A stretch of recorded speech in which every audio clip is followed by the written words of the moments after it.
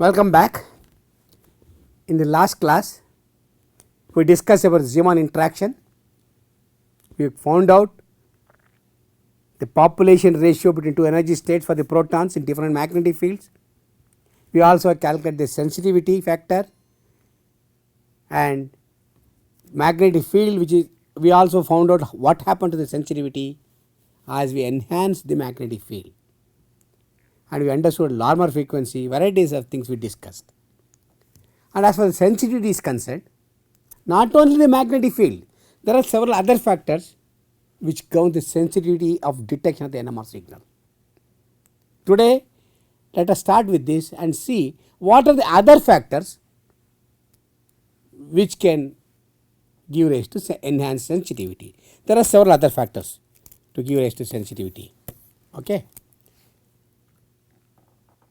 Now, signal sensitivity also depends upon temperature. Look at this is a Boltzmann equation n beta by n alpha. We also worked out it depends upon the energy separation divided by Boltzmann constant into T is the temperature. You cannot deal with this thing. This you can deal energy separation by magnetic field. But what about temperature? That is in your hands. Can you not vary the temperature? What happens? Let us say I go to low temperature at 0 K. Of course, you cannot achieve absolute 0 K, I agree. Assume T is equal to 0. Then what will happen? If you look at the n beta by n alpha ratio, it will become e to the power of minus infinity. So, n beta by n alpha becomes 0. That means n beta is equal to 0. That means all the spins are in the lower energy state. And this gives rise to lot of population difference. In all spins are in one energy state. In the higher energy state, there are no spins at all. That means the population difference is enormous at low temperature. So, that means when the population difference is larger, sensitivity is increased. That is one thing. So, sensitivity gets increased with the reduced temperature. Now, you may ask me a question, why should I go to low temperature? What happens if I increase the temperature, increase to very high value? Let us say I go to T is equal to infinity. Put infinity here in this equation. Infinity is in the denominator. Then what will happen? N beta minus n alpha will become e to the power equal to e to the power of minus 0, which is equal to 1. So, that means n alpha becomes equal to n beta. That means population between both the spin states are equal. In the alpha state and beta states, same number of spins are present. This is a condition called saturation in NMR. That means there is no population difference, the spin state energy levels are saturated, you do not see any signal at all, no signal will be seen. This is a saturation condition. I just introduced the saturation. Now, let us see what happened to gamma. Is another factor which is responsible for sensitivity. Of course, you can't change the gamma. Gamma is a constant for a given nucleus. It is not in your hands. But let us see what happens for a different nuclei with different gamma, how the sensitivity varies. Proton nucleus has highest gamma among all the stable nuclei. So, proton has the highest sensitivity among all the stable NMR active nuclei. And higher the magnetic field, energy separation becomes larger and larger. Higher the magnetic field, higher the separation and higher the sensitivity. This we understood. And sensitivity also depends upon three more factors: magnetic moment, population difference and coil flux. All these three factors depend upon gamma. That means sensitivity is given by gamma cube. I told you proton is the nucleus which is highest gamma. Highest gamma means gamma cube. That means you will understand which is the most sensitive nuclei. Protons. Protons are the most sensitive nuclei for detection because this is the one nucleus which has highest gamma among all the stable NMR active nuclei. So, the proton detection of proton is more high sensitivity. Remember, I said NMR is insensitive for detection. The sensitivity which I am talking is relative. Relative to other nuclei, proton is highly sensitive. Let us compare the sensitivity of proton, carbon and nitrogen. Take the ratio of the proton carbon sensitivity. That goes by the ratio of gamma. You see in this equation, here we can see B naught, 2 pi, gamma, everything will be there. but if you take the ratio, most of the things gets averaged out, cancel out, and only gamma will be left. Gamma cube of proton and gamma cube of carbon, if you consider, take the ratio, it is 63. I told you ratio of gamma between proton and carbon is 4. Carbon is 4 times smaller than that of proton. So gamma cube, 4 cube is 64. So it is approximately 64 you are getting, 63 something. If you take nitrogen 15, it is 10 times lower gamma. But remember, nitrogen has a negative magnetic moment, does not matter. But if you consider the ratio, it is almost 1000 times smaller. So nitrogen is even more less sensitive compared to that of carbon 13. Further, another important thing is, if you consider the ratio between these two, compared to proton, carbon is less sensitive. Compared to carbon, nitrogen 15 even less sensitive. 960 times lower sensitive than that of carbon in compared to proton. Now also sensitivity depends upon natural abundance of the isotope. For example, you take proton, it has 100% abundant, almost 99.98%. Fluorine, phosphorus 31, they are all isotopes with 100% abundance. They are more sensitive for detection. Detection of these nuclei are much more sensitive compared to other nuclei. Whereas look at carbon 13, 1.1%, nitrogen 15, 0.37%, oxygen is even smaller, 0.037. And these are the isotopes with very low natural abundance. These are all natural abundance I am talking. And what does it mean? Take carbon. If I take 100 molecules containing carbon, 99 of them are in carbon 12. Only one of them correspond to carbon 13 isotopomere. So you have to detect among 100 molecules, only one molecule which has carbon in its carbon 13 state is going to give you the signal. You understand? That is the reason why the sensitivity of detection becomes more difficult as gamma and also natural abundance becomes smaller and smaller. Let us consider sensitivity taking into account the natural abundance also. Now earlier we calculated 63 taking into account only gamma cube. Now proton abundance is 100% almost, carbon is 1.1%. Take the ratio, now taking natural abundance into account, it is nearly 5600 times less sensitive, carbon 13. What about nitrogen 15? My God, look at it, it is 2,60,000 times much less sensitive compared to that of proton. So if you take sensitivity, taking into account the natural abundance and also gamma, nitrogen 15 is least sensitive than carbon 13 compared to proton. Now if you go to the NMR of table of NMR active nuclei, you can see so many nuclei are there. You can see different colors here, different colors correspond to different spins here, like what is written here spins. It means spin half, spin 1, 3/2, 5/2, etc. You can see in the entire periodic table, at least there is one element or one isotope of an element which has spin. That means you can study almost all elements of the periodic table by NMR. This is the beauty. Every element in the periodic table can be studied by NMR. That means any material you would consider by organic molecule, biomolecule or inorganic molecule or any material for that matter, they are all made up of one of these elements. That means you can utilize NMR to study anything, material science you can do, biophysics, biochemistry, chemistry, anything, inorganic chemistry, in all branches of science NMR can be utilized. That is the beauty of NMR. Okay. Now let us compare the relative sensitivity of different nuclei. These are the spectrum at 250 megahertz obtained. Just a stick plot, you can see that this proton is 100% abundant, that is taken as a standard with 100% abundance, natural highest gamma. Then comes fluorine. As you see here, if you come in this region, carbon 13 is very small. If you see in this region, nitrogen 15 others, they are not even seen here, very low sensitive. We calculated also, nitrogen 15 has very low gamma and very low natural abundance. They are all most least sensitive nuclei in this region.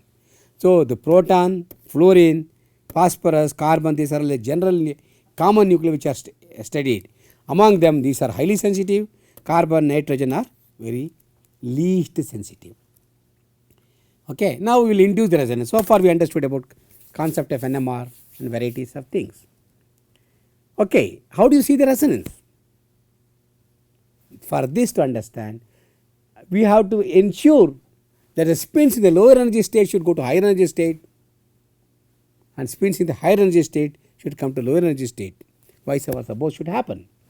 And remember, if I have to see that in the radio frequency region, only stimulated absorption and stimulated emission is possible. Spontaneous emission is practically ruled out in this radio frequency region. So, what we do is put the samples in a magnetic field. There is a small population difference between these two, alpha state and beta state, and apply a radio frequency pulse like this, external outside, and this should match with the energy separation between these two, this frequency. Then the spins undergo transition from alpha to beta and beta to alpha, and then we are going to see the signal. See, remember, when the spins undergo transition, I told you long back, the difference in the spin population is what we are going to detect, and we are going to get the signal. And only thing is, the external radio frequency pulse, we are going to apply RF radiation here, that should exactly match with the frequency separation between alpha and beta states. Okay. With this, now I am going to introduce another term called random phase approximation and concept of bulk magnetization. Consider orientation of each nuclear spin. I said it is a dipole, we can treat it as a vector. All there are in an ensemble of molecules, sample if you take ensemble of nuclear spins, millions and millions of nuclear spins are there. All of them will be precessing at the same frequency in the same direction. Those which are in the direction of the magnetic field, they all will be rotating in the same frequency, in the same direction.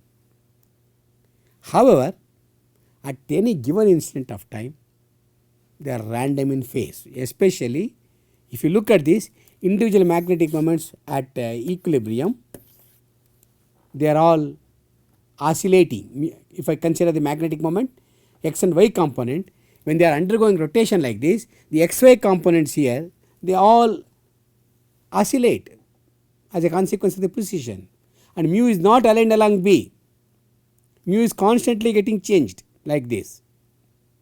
If you look at this, the xy component, if you consider here, xy component at any given instant of time, you see one vector here, other vector in the opposite direction.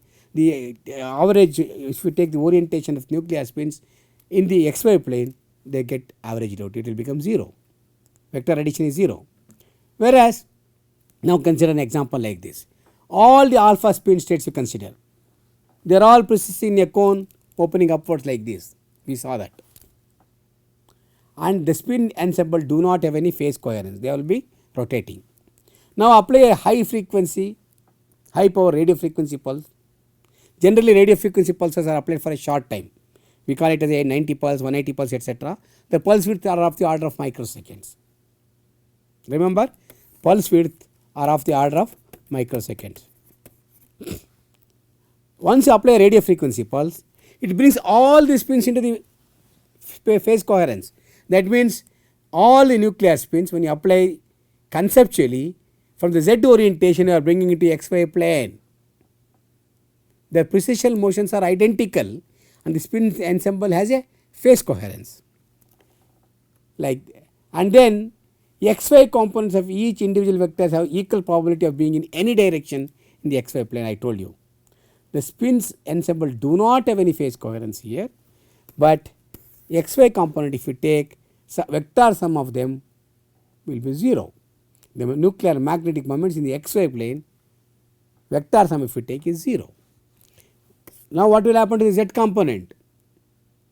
The vector sum of the z component of the magnetic moment is not 0.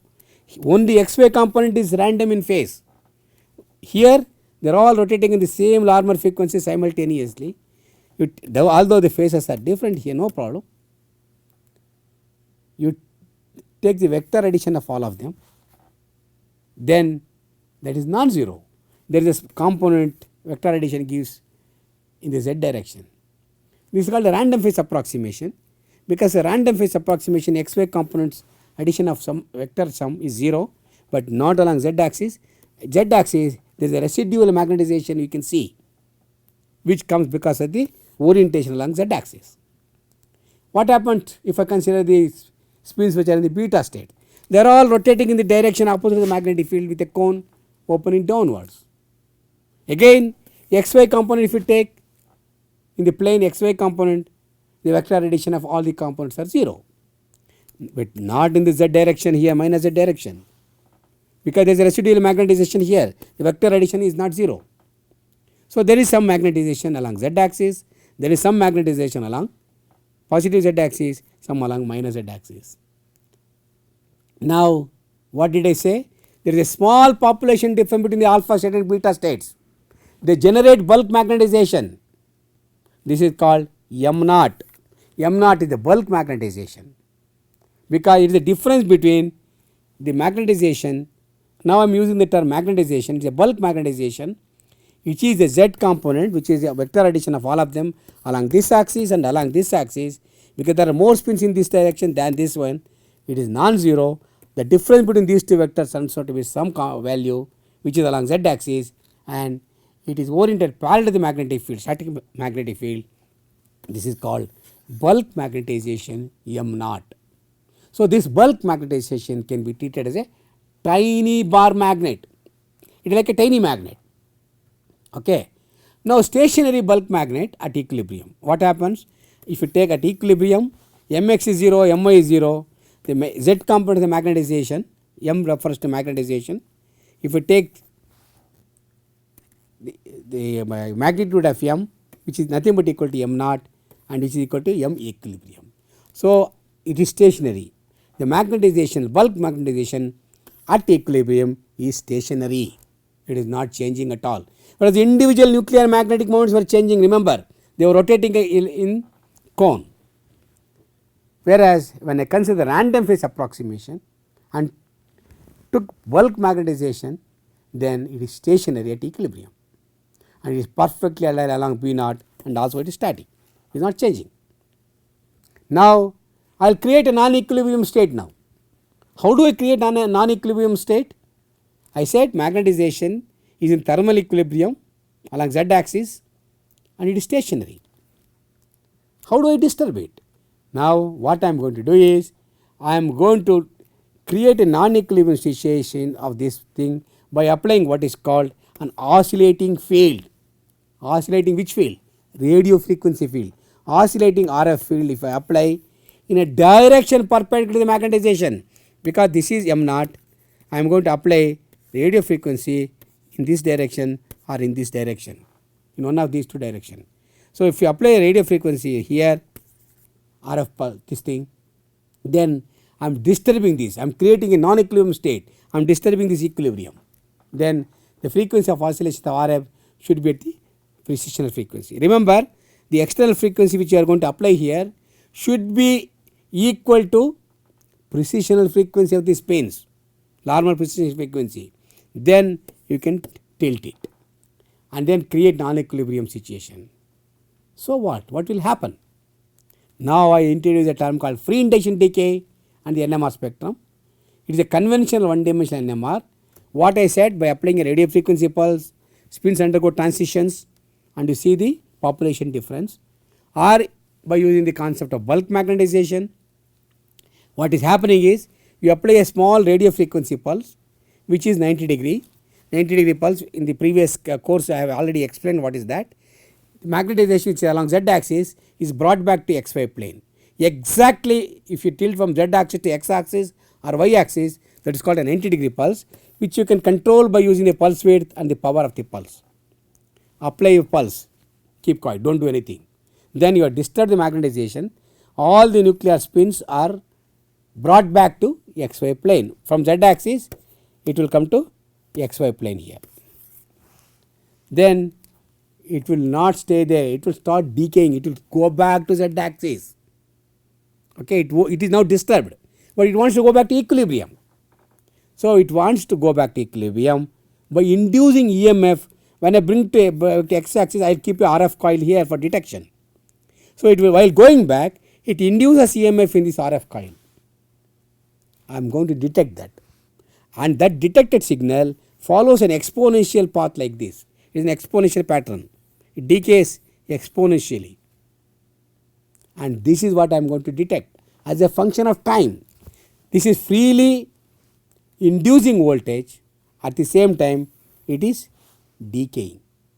While inducing EMF in the coil, it is decaying freely. That is why it is called FID, means free induction decay. Okay. So I apply 90-degree pulse and I create what is called a coherence. What do you mean by coherence? All the nuclear spins are brought back to XY plane. They are all at a given instant of time immediately for a short time. They are all in coherence, and before that, within for a short span of time, and after some time, what will happen? They will start decaying. That is where EMF is created and FID is going to be detected. While they will go back to Z axis by decaying in the XY plane. While doing that, it induces EMF, which is an exponential. We call it as free induction decay. Okay, this is a damping oscillatory function and is exponential. The growth of signal along Z axis is an exponential function. Please remember one thing I want to tell you here. You see here, it is a damping oscillatory function, and growth of signal along Z axis is also exponential. It decays in the XY plane, which is exponential. While decaying, it go back to Z axis. It is growth along Z axis, that is also exponential. These are the two phenomena which we will discuss later, called the relaxation phenomena. Okay. So this is what happens pictorially. A free induction decay is represented like this. It comes here, bring a magnetization, bulk magnetization, which is along Z axis. It is in equilibrium magnetization. Create a non-equilibrium state by applying a radio frequency along X axis. The magnetization is brought back to Y axis. All the three are orthogonal to each other. I am sitting here watching in the Y axis. You apply a pulse along X axis, magnetization which is along Z axis is brought back to Y axis, and I am observing here. That means my receiver is here. I am seeing the signal here. At instantaneously, all the spin vectors are in phase. There is a coherence. That is why it is called coherence. And with time, this coherence decays like this. At the same time, it starts going back to Z axis. It follows a spiral path like this. Decays in the XY plane like this, simultaneously start going along Z axis. And in the time function, if you see that, it is a decaying function. When you detect the signal as a function of time, this is a FID. This is a pictorial representation of one dimensional NMR. Magnetization which is along Z axis, apply a radio frequency pulse in a direction perpendicular to it, disturb the spins, and then bring it back to another axis, Y axis. All the three are orthogonal to each other. For a given instant of time, instantaneous, there is a phase coherence. The phase coherence get distorted. There is a decoherence, and the spins start going back to Z axis while decaying in the XY plane, and we collect the free induction decay as a function of time. And of course, remember, there is no need to apply 90 pulse.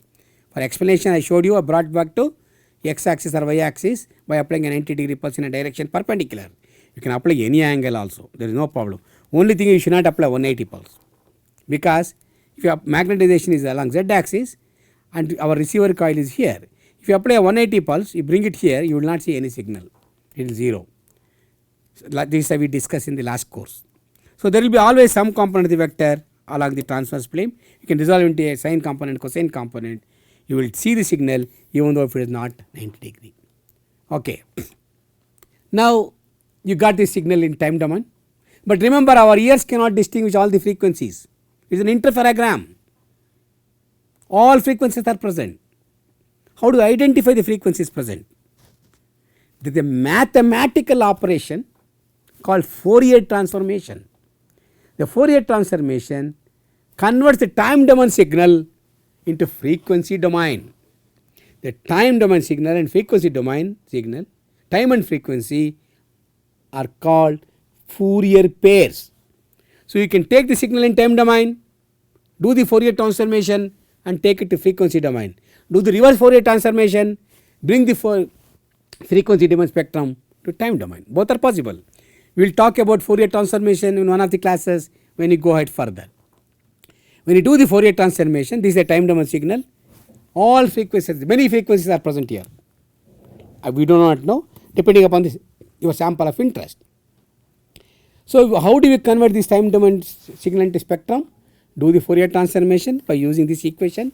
The Fourier transformation, if I have a time domain signal, I will integrate it from minus infinity to plus infinity for the frequency function. This is an exponential function I omega t into d omega, and you will get frequency function. Or you can take the time domain, convert to frequency domain, take frequency domain, convert to time domain. Both are possible. Either way it is possible. And when you do the Fourier transformation of this free induction decay, you get a spectrum like this. This is what the NMR spectrum is. This is how it looks. All you have to do is, if you want to analyze the spectrum, take the sample, put it in a magnetic field, collect the time domain signal by sending some RF pulse, collect the signal as a function of time, do the Fourier transformation, you get an NMR spectrum like this. Now your job is to interpret, analyze why this frequency is there, what is this frequency, what is this peak corresponding to. Each of them is a characteristic of a particular functional group present in the molecule. If I say I have a frequency peak here, I know there is a particular functional group present. If I see a peak here, I know there is particular functional group present there. So, this way many of the stalwarts in NMR have already worked out for years, decades and decades of research. They have already tabulated possible range of frequencies which we can see these peaks. We will discuss more when we go to the chemical shifts and other things later. So, I am sorry, with this, now let me talk about, we will get the NMR spectrum. I will talk something about natural line width. I consider two alpha and beta spin states. They are not well defined. There is a spread in the energy level like this. Of course, you all know about Heisenberg uncertainty principle. I do not have to explain this. According to this, delta into delta t should be greater than or equal to h cross. So, observed peak is not a delta function and has a natural line width due to lifetime of the nuclear spins in the excited state. The shorter the lifetime, larger the spread of the energy level and broader the signal. When does you say lifetime is shorter? The spins are coming back from excited state to ground state faster. That is, if the relaxation is faster. I will talk more about it when we go to additional classes later. When the spins in the excited state stays only for a short time, it relaxes very fast, then what is going to happen? There is a more spread in the energy level here. This is spread is more. As a consequence, you will not get sharp peak like this. If there is a spread like this, you can get frequency from here to here, here to here, here to here. N number of frequencies will be present. As a consequence, you are going to get a broader signal because of the spread in the energy levels. So, this is a natural line width. You cannot avoid that if it is because of the uncertainty principle. Now, I am going to introduce a term called selection rule, which is very important. What is the selection rule for detection of the signal in NMR? We know the energy state between alpha and beta, m of minus half and plus half. What is the difference in the magnetic quantum number between these two? M equal to minus half, M equal to plus half. Difference, if you go from here to here, it is plus 1. If you come from here to here, it is minus 1. Now, if you take one spin or n number of spins coupled to each other, when they are interacting, we will see later, does not matter. Each energy state can be given an energy level which is a characteristic of a particular magnetic quantum number m. For example, for spin half nuclei, this is for example this one for spin half nuclei, you can see going from here to here or coming from here to here is going to be a plus 1 or minus 1. The change in the quantum number, spin quantum number is plus 1 or minus, magnetic quantum number is plus 1 or minus 1. That means delta m equal to plus or minus 1. They are called allowed transitions in NMR. The selection rule tells these transition between these two states are allowed. Okay? And that means when there is a transition taking place from alpha to beta or beta to alpha, there is a change of spin state. Alpha spin goes to beta state, beta spin in the beta state comes to alpha state. So, one spin changing its state gives rise to one transition. These are all called single quantum transitions in NMR. We will discuss that later when we go ahead further. So, for spin half nuclei, How many possible transitions you can think of? If you take delta m equal to plus 1 or minus 1, only these two possibilities. So, only spin for a single isolated spin of nuclei, if you take, you will get only one peak. Take m equal to 1 spin 1 nuclei. There are 3 possible magnetic quantum numbers I told you. From minus I to plus I in steps of 0, in steps of 1, if you take minus 1, 0 and plus 1, 3 states are there. Now, transition from this to this is allowed, transition from this to this is also allowed. For example, if you take 3 by 2 spin, there are 4 energy states, minus 3 by 2, minus half, plus half and plus 3 by 2, you work out. Mi, it goes from minus I to plus I in steps of 1. Now, these are transitions allowed, because this difference is plus 1 or minus 1, this difference is plus 1 or minus 1, and this difference is also plus 1 or minus 1. So, these are allowed transitions. So, if I take a transition, a single isolated spin of nucleus, you will get only one peak. What happens if there are more number of spins? We will come to that later. But remember, the energy level separation depends upon gamma, I told you, which depends upon the nuclei of your interest. If you consider 2 nuclei which are interacting, if both are homonuclear spins, that is identical spins, I mean like spins, their energy separation is different. If they are unlike spins, they are heteronuclei, their energy separations are different. So, we will see how much is different. We can see the energy states for 2 homonuclear spins. If you take homonuclear, if you consider 2 spins, one can be like this, it can be like this, other spin can be like this, other one can be like this. Now, various possible combination you can think of, alpha and beta for spin 1 and for spin 2. Now, alpha, this can be alpha, this can be alpha, this can be alpha, this can be beta, or this can be beta, this can be alpha, or this can be beta, this can be beta. So, there are 4 such possibilities: beta beta, beta alpha, alpha beta and alpha alpha. So, 4 such energy states are there, corresponding to 4 possible energy states, 4 possible magnetic quantum number when 2 homonuclear spins are interacting. These are the energy states. We will discuss more about this later. And you remember, alpha and beta states almost nearly same energy in the homonuclear spin system. Now, on the other hand, if I instead of homonuclear, I consider heteronuclear case, what will happen? See here, this is a small energy gap between alpha, beta beta and alpha beta. Similarly, beta alpha and beta, this is a small energy gap. Whereas between these two, there is a large gap, because this corresponds to large energy, large gamma, this corresponds to small gamma. So, these energy states correspond to dilute spin, like spin with a lower gamma, this is correspond to energy separation correspond to spin with lower gamma, this energy state the difference correspond to spin with higher gamma. These are the energy states for 2 heteronuclear spins. So, alpha and beta states energies are substantially different here in heteronuclear spin system, whereas in the homonuclear spin system, you see the energy separation between alpha beta and beta alpha are nearly same. So, this is the thing which I wanted to tell you. So, with this, what I have done, time is also getting over. What I told you today in this class, I covered lots of basics of spin physics. We discussed about the energy states, interaction of the magnetic moment with the magnetic field. We calculated what is the sensitivity factors which are governing. We understood what is the coherence. We understood what is the saturation when the energy population between alpha and beta state become equal. What happens to the Boltzmann population ratio when you go to absolute zero, when the temperature is lowered? When what happens when it go to a temperature infinity, let us say, where we say the energy states are saturated. We discussed that, and we also understood what happens if when the random phase approximation. We understood what is the bulk magnetization. Bulk magnetization because of the Z magnetization orientation of alpha spin and beta spin together. If you take the difference of vector addition, there is a small magnetization which is along the direction of the magnetic field in thermal equilibrium, which we consider as a bulk magnetization. It can be treated like a tiny magnet.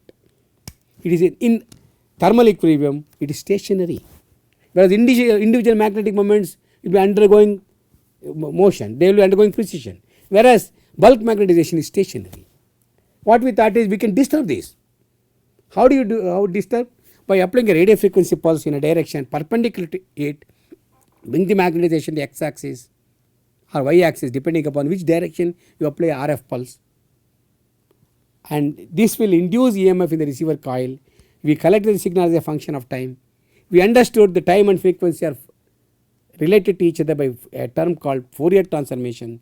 By doing the mathematical operation, we can convert time domain signal and find out the frequencies present, and then we can start the interpretation. We also understood what is the selection rule. Selection rule in NMR is the one where delta m, the change in the magnetic quantum number between two spin states, must be either +1 or -1. Anything be other than this, +2 or -2 or 0 or +0 or anything other than plus or -1 are not allowed. They are forbidden transitions. So we understood that also, and we understood what is the energy gap between homonuclear spin states and heteronuclear spin states when they are interacting with each other, and what are the possible spin states if we take two spins. So this is the summary of what we understood today. So this covers more or less the fundamentals of spin physics and concept of NMR, which in the previous course I covered this over extensively for more than 1 or 2 weeks, but this being advanced course, lot of other topics I have to cover. I went little faster, presuming that people have already attended the previous course. If not, at least this should act as a starting point for you to learn. Go back and refer to the previous course, and then from the next class we will introduce some interaction parameters of NMR, and then continue further with other topics. Thank you.